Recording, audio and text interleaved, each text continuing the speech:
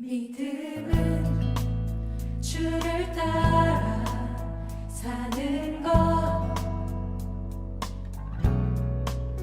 믿음은 주를 따라 걷는 것. 걷다 보면 걸음마다 펼쳐질 하나님 나라 함께 걸어온 우리 주 사랑으로 걸어가세. 믿음 위에 서서 두 발로 리듬을 그려내도록 걸어가세. 믿음 위에 서서 주의 걸음 우리 믿음 되도록.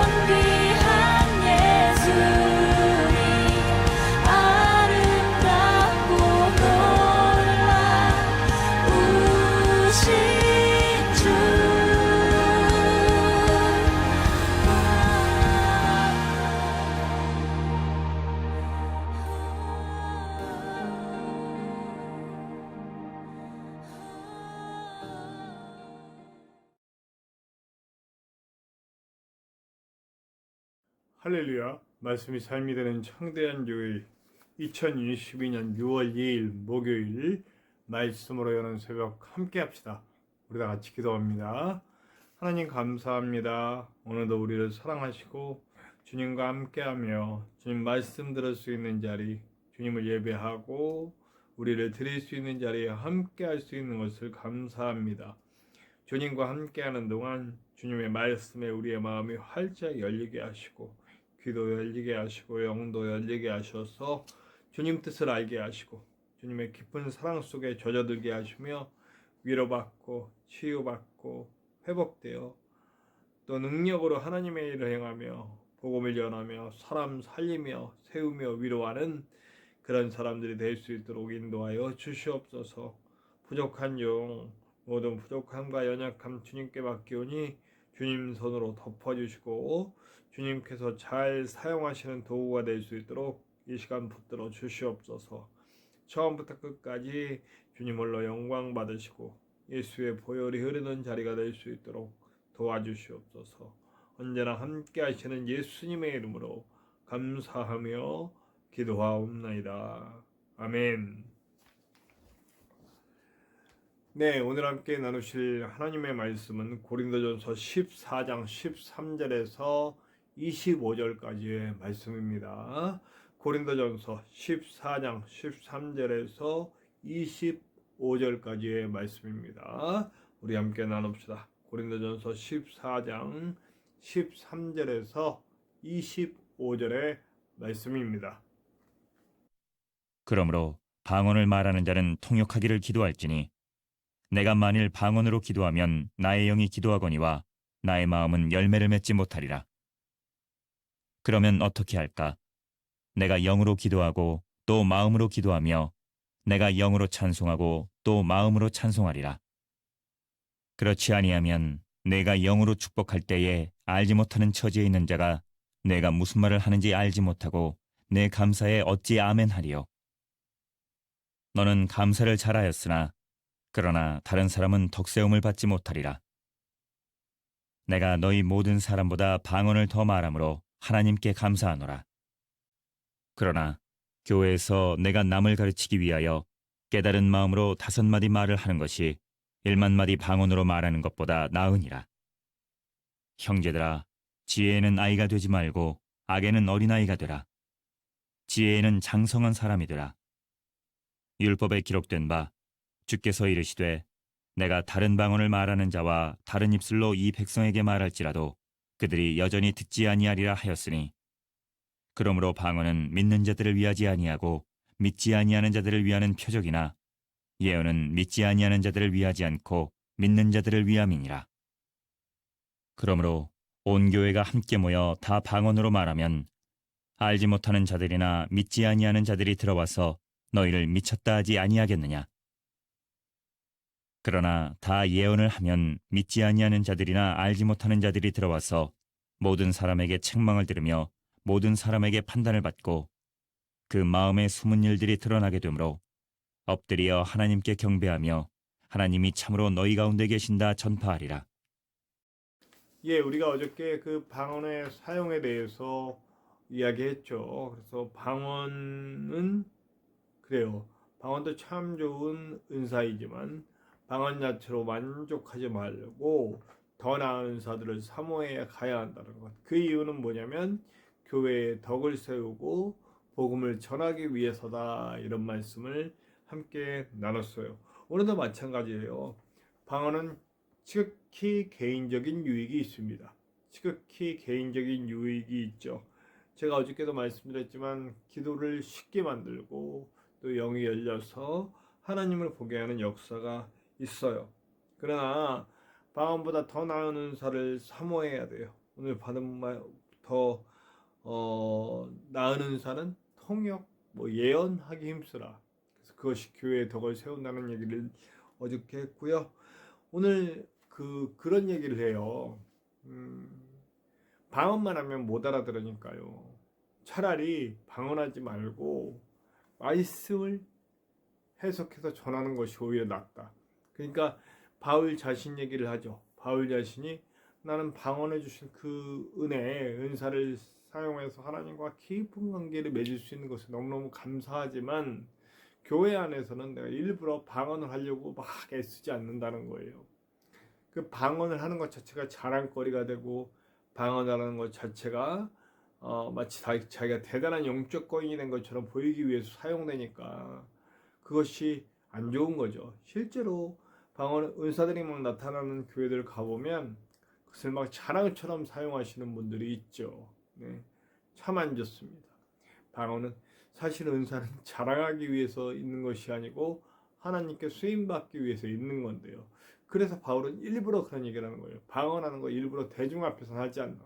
혼자 하나님께 막 깊어질 때는 하지만 일부러 사람들 앞에서 그걸 막 사용하지는 않는다고 얘기하죠. 오히려 또렷또렷한 말로 하나님의 말씀을 전하는 것을 더 원한다라고 해요. 저는 여기서 은사들에 대해서 또 생각해 봐요. 그러니까 말씀과 연관된 은사들이 있었죠. 지혜의 은사, 지식의 은사 그거예요. 네, 여러분 지혜의 은사, 지식의 은사도 은사인데 잘 은사처럼 나타나질 않죠. 그것은 마치 뭘로 나타나요? 그냥 말씀 전하다가 나타나는 거예요. 제가 그것이 은사다 아니다라고 얘기할 수는 없어요. 왜냐하면 잘 드러나지 않아요. 근데 저도 모르게 말씀을 전하다 보면 제가 생각지도 않은 정말 주옥 같은 말씀들 하나님의 뜻이 막 펼쳐지는 걸 느끼죠. 그럼 그 말씀 가운데 이 청중들이 함께 감동하고 막 거기서 하나님의 은혜를 경험하는 것을 제가 뭐 집회 다니고 이러면서 많이 느꼈어요. 네. 그건 제가 준비도 하지도 않은 건데 주님께서 이끌어 가시는 거죠. 저는 이런 것들이 지혜의 은사, 지식의 은사 중에 하나라고 생각됩니다. 뭐 제가 제일 자랑하려고 그러는 게 아니고 이건 저뿐만 아니고 많은 영에 충만한 목사님들께서 함께 경험하는 은사라고 공통적으로 얘기하고 있어요. 제일 중요한 건 뭡니까? 말씀이 말씀되게 드러나는 거예요. 하나님의 말씀이 어떤 뜻이고 무엇을 말하는지 그 핵심의 끝에 가면 뭐냐면 이 땅에서 얻을 부와 명예와 권세와 힘과 쾌락과 이런 것들이 아니더라는 거예요. 결국에 뭐예요? 하나님을 친정하러 사랑하는 법, 그리고 하나님이 그토록 사랑하시는 인간을 사랑하는 법을 어떻게 이 땅에서 구현해 가면서 하나님의 영광을 드러내고 어떻게 하나님의 손에 쓰이는 사람이 될 것인가 라고 하는 거예요. 결국 그 방향을 향해서 가는 거라는 것을 잊지 말아야 합니다. 정말 지혜롭게 은사를 사용하라는 메시지가 오늘 나와요.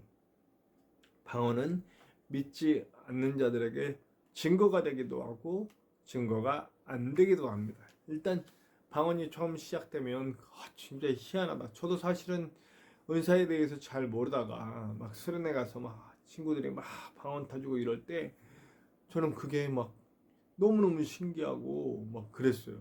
근데 반면 어떤 면으로 저같이 그런 사람들이 있는가 하면 그래서 막 방언을 사모하게 되고 은사를 사모하게 되고 더 깊이 하나님의 은혜로 나가기를 원하는데 어떤 경우에는 그런 모습을 보고 두렵고 무서워서 교회를 떠나버리는 친구들도 있었어요.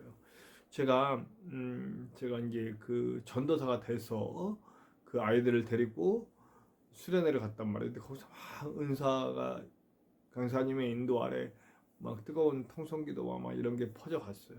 근데 그러다 보니 5학년짜리 여자아이가 교회를 못 나오는 거예요. 무서워서. 네. 이런 현상이 나타난다는 거죠. 실제로 이 믿지 않는 사람들 중에 그 당시에도 그 방언하는 모습을 보고 교회로 막 그 신비감에 막 이렇게 끌어당김을 당해서 들어온 사람이 있는가 하면 미친 것들이다 하고선 떠나간 사람들이 있었어요. 그래서 그 이야기를 오늘 동시에 하고 있어요. 그렇기 때문에 방언의 은사에서 그치는 것이 아니라 통역과 예언의 은사, 또 아까 말한 지혜와 지식의 은사들이 적절하게 사용되면서 하나님의 뜻이 보여져야 한다는 거예요. 그렇게 되면 두 가지 유익이 있다고 오늘 얘기해요. 첫 번째는 무슨 유익이냐? 교인들에게, 성도들에게 어떻게 하나님이 이 교회와 이 성도들에게 어떤 뜻을 갖고 계시냐를 보여주시는 거예요. 그러니까 그들이 방향을 정하고 그리고 그들의 삶에 어떻게 하나님께 쓰임받을지에 대한 길을 보게 되는 거고 그 길로 갈 수 있게 되는 거예요. 질서도 잡히게 되고 한마디로 말하자면 흑암과 혼돈과 공허와 어둠 속에서 하나님이 질서를 주시고 빛을 주시고 거기서 그 희망을 주시고 또 창조의 역사를 이루신 것 같이 질서와 빛과 여러 가지들을 이 하나님의 뜻대로 이루어진 것 같이 어떤 곳이든 주님의 말씀이 펼쳐지면 그곳에 흑암과 혼돈과 공허와 공포와 이런 것들이 쌓여있던 곳에서 질서가 생기고 또 빛을 따라서 갈 수 있는 길이 생기는 것처럼 교회 안에도 지혜의 은사, 지식의 은사, 방언이 통역되고 예언의 은사가 막 나타남으로 인해서 알게 되는 거죠. 네. 마치 종교개혁 때 로마서가 처음으로 독일어로 번역되면서 로마서를 독일의 모든 사람들이 읽을 수 있게 됐을 때 흑암과 혼돈과 공허와 이런 것이 막 다시 재정립됐잖아요. 카톨릭이 라틴어로만 번역된 성경을 읽었기 때문에 사제들만 읽을 수 있어서 자기 마음대로 해석하고 교회를 막 엉망진창으로 만들었을 때에 그 암흑 시기에 자국어, 모국어로 번역된 성경이 나와서 함께 읽음으로써 그 말씀의 뜻을 알게 되었듯이 이제 그 하나님의 뜻이 이렇게 말씀으로 제대로 전달될 수 있는 예언이나 통역이나 또 지혜나 지식의 은사들이 막 사용될 때 드디어 교회 안에 질서가 되고 체계가 잡히고 그리고 하나님의 일을 해나갈 수 있는 길이 열리게 된다는 거죠. 그래서 그들에게 명확한 갈바를 알게 하기 때문에 힘들고 어려워도 견뎌낼 수 있도록 인내할 수 있도록 해주는 길이 열렸기 때문에 그들에게 유익이 되죠. 두 번째 유익이 뭐냐면 이제 믿지 않는 자들이 그 은사들을 보고 그 통역과 또 예언과 지식과 지혜의 은사들이 사용될 때 교회 안에 있는 사람들뿐만 아니라 거기에 참여한 불신자들까지도 하나님의 뜻이 펼쳐지고 그들에게 보여주는 것을 볼 수 있게 되더라는 거예요. 그러니까 어떤 일이 벌어져요. 그들이 진짜 마치 베드로가 말씀을 전할 때 또 스데반이 말씀을 전할 때 마음이 찔리고 막 흔들리고 그랬던 모습들처럼 똑같은 일들이 이 일들을 통해 일어나게 되는 거죠. 저는 베드로나 스데반의 말씀 전할 때 일어났던 역사도 역시 지혜의 말씀, 지식의 말씀에 그리고 또 예언의 은사의 역사가 함께 갔다고 생각합니다. 그렇기 때문에 그 복음의 말씀을 듣고 사람들이 막 흔들렸죠. 물론 스데반 때에는 그들이 그것을 막 맞고 오히려 더 반감을 드러내고 해서 스데반을 죽이는 역사가 있었지만 베드로 때는 형제여 우리가 어찌할꼬 하면서 돌아오게 되잖아요. 그와 같은 일들이 벌어진다는 거죠. 그래서 저는 지금도 똑같은 일을 해야 돼요. 우리에게 지혜를 주시옵소서, 지식을 주시옵소서, 예언할 수 있는 능을 주시고 그리고 통역할 수 있는 능을 주시옵소서. 그래서 그 일들을 통해 하나님의 뜻이 우리에게 보여지고 또 믿지 않는 자들에게 보여줘서 거기서 하나님의 일하심을 우리가 함께 볼 수 있도록 인도하여 주시옵소서. 우리도 그렇게 돼야 된다는 거죠. 네. 결국 하나님의 뜻이 이루어지고 인간은 향한 하나님의 사랑이 온전하게 드러나게 하는데 그리고 모든 인류가 하나님께로 돌아와 하나님의 백성이 될 수 있는 길을 여는 것이 바로 은사의 목적이고 교회의 목적이고 성도의 목적이라는 걸 잊지 않았으면 좋겠습니다. 오늘도 우리는 그 목적을 향해 나아갑니다. 저와 여러분은 하나님의 도구고 또 우리들에게 은사가 주어짐으로써 그 은사를 통해 하나님의 영광과 하나님의 나라가 펼쳐지고 단 한 명의 영혼이라도 더 구원하기 원하시는 하나님의 그 사랑이 드러나는 일에 쓰임받는 저와 여러분들이 되었으면 좋겠습니다. 은사는 절대 개인의 자랑을 위해서 주어지는 것이 아닙니다. 교회에 덕을 세우고 복음을 전하고 한 영혼이라도 더 살리는 데 쓰임받는 것이죠. 저와 여러분이 그 은사를 사모하고 그 은사를 사용하며 하나님의 나라를 만들어갈 수 있는 저와 여러분들 되시기를 간절히 축원합니다. 우리 함께 찬송합시다. 오늘도 성령 찬양이에요. 182장입니다. 강물같이 흐르는 기쁨. 찬송가 182장 강물같이 흐르는 기쁨 함께 찬송합시다.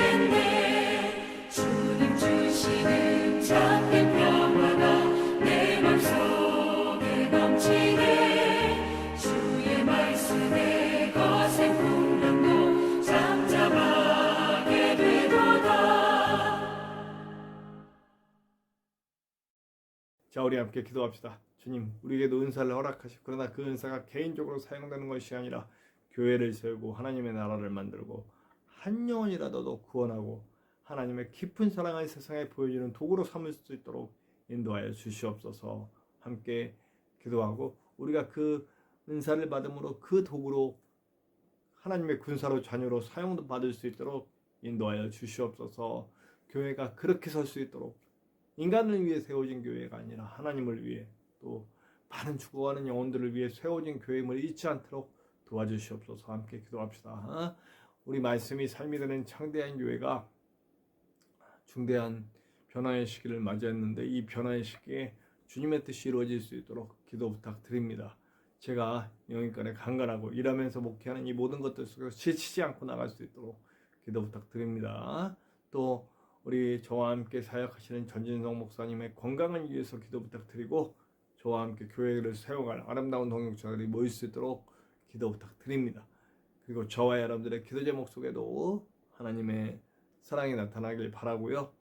그리고 우리 우크라이나를 위해서 꼭 기도 부탁드리고 오늘 어저께 선거를 통해 당선된 많은 일꾼들이 정말 사람들 두려워하고 그 관세를 자기들의 유익에 사용하지 않는 좋은 일꾼들로 이끌어 주시옵소서. 함께 기도해 주시기를 바랍니다.